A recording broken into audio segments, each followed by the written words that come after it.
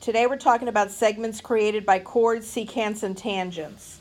If we have what looks like the railroad crossing sign, but today we're talking about the segments associated with it, not the angles. So if we have this picture here, the rule is that A times B equals C times D. That's the first rule. This picture has two secants. And the rule is that AB times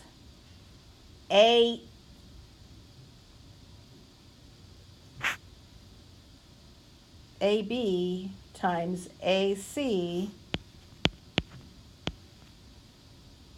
equals AE times AD.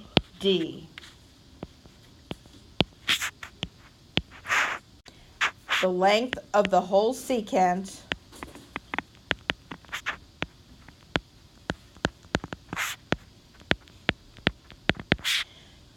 times the segment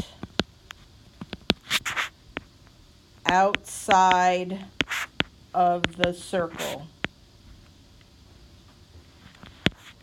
So what's the whole secant measure? AB. You see how AB is the whole length of everything?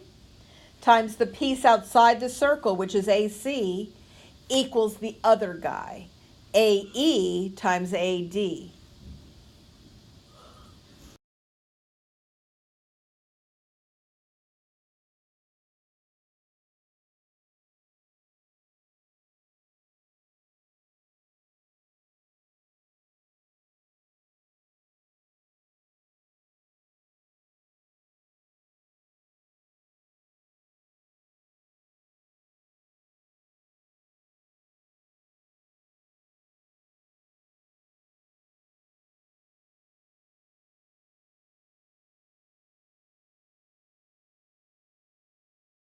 So now we're talking about a tangent and a secant, and we talked about segment AB squared equals AD times AC.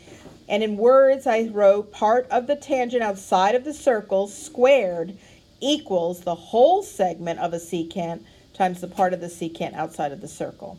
Now we're going to apply these to the problems on your homework. This is an example of rule number 1. It's a railroad crossing sign. It's a little bit different than a railroad crossing sign because it's not in the center.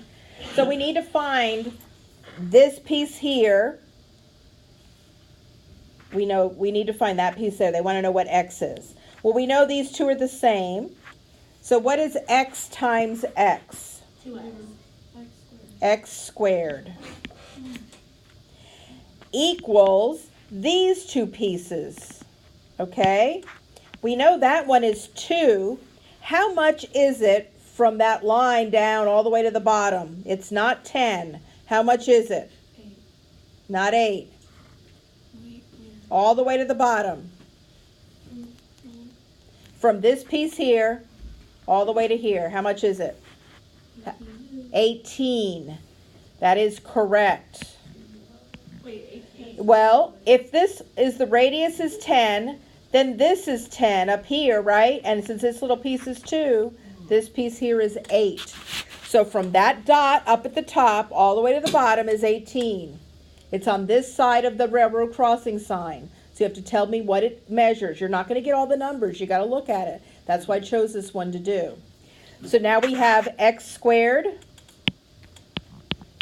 equals 36. So what is x equal to? 6.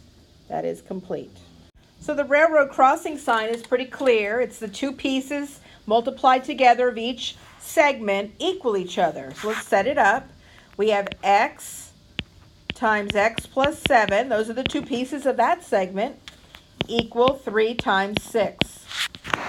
This one's harder because you have to factor. Now you have x squared plus 7x equals 18. So when you have an x squared and an x left in an equation, you have to factor. So you have to move everything to the left side, minus 18, and make it equal to 0. And now you factor. You did this in Algebra 1, and everybody hates factoring, but it's never going to go away as long as you're in math class. So what times what is negative 18 and added together is 7. What times what is negative 18 and added together is 7. Okay, so we have to factor this one. You have to move everything to the left and then factor it. So x squared plus 7x minus 18 factors as x minus 2 times x plus 9. So we find out what makes each one of those parentheses 0. The first parentheses, a 2 would make it a 0. In the second parenthesis, a negative 9 would make it a 0. Now it can't be negative 9 because the segment can't be a negative. So x can't be negative 9 because it's not a real circle. It has to be positive values. So we know it's 2. So we have that x is 2. So if that's 2 and that's 9, what's 2 times 9? 18. What's 3 times 6? 18. So we are correct. So you know it can. The rule on your rule sheet says that if you have 2 secants, it's going to be the length of the whole secant. So what's 16 plus 26? Like 33. 42 times the piece outside of that secant. What is the measurement of the piece outside that top secant?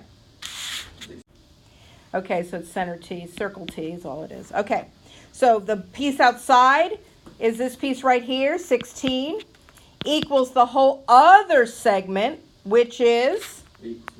plus x. You don't know what x is.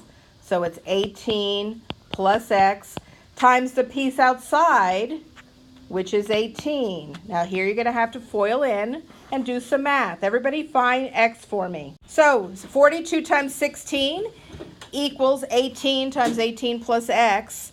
So 42 times 16 is 672. 18 times 18 is, what is that, 324? Is 324 plus 18x. So we subtract 324 from 672 and we get 348 equals 18x. Let the math take you there. Then you divide by 18 and you get that x equals 19.3 repeating. So in this picture, it's got a lot more going on than it needs to have, and that's just to mess with you, okay? This piece here is the tangent. Right here, that's the segment of the tangent. And this piece here is the secant. Everybody understand that? So the rule is that it's the square of the tangent, so that's x squared, equals the whole secant from this point to the end. How much does that whole secant measure? 35. Because that's 15 is a radius, this is 15 is a radius, and you add all those three together, times the piece outside of the circle. What piece is outside the circle? 5. So what's 35 times 5? 175. And how do I find x? How do I find x? You do that thing. What do you do? What, square root it? So what's the square root of 175? 13.20 what?